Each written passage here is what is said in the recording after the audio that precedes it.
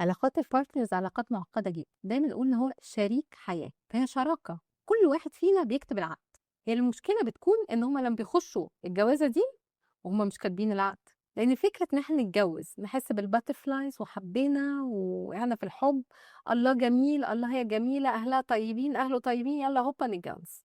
طب يعني إيه جواز؟ يعني إيه الvalues بتاعتنا، عايزين إيه، هنربي ولادنا إزاي، هنشتغل في إيه، هنصرف إزاي، هنعيش بأنهو شكل من الأشكال، دي حاجات هُم ما اتفقوش عليها، وعشان كده تيجي أول سنة ويبتدوا يتخانقوا.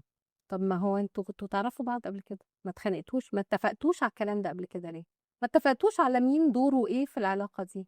فالشراكة دي أو الشركة دي عاملة زي الاتنين قرروا يفتحوا شركة ويبيعوا فيها حاجة أو يعملوا بيها يصنعوا حاجة، وما اتفقوش لا إيه مين شغلته إيه، مين دوره إيه، هنوزع الأرباح إزاي، مين اللي هيتحكم في الأرباح، مين، ده كل ده ما اتكلمناش فيه. فبالتالي سنة والّا سنتين والشركة هتقفل.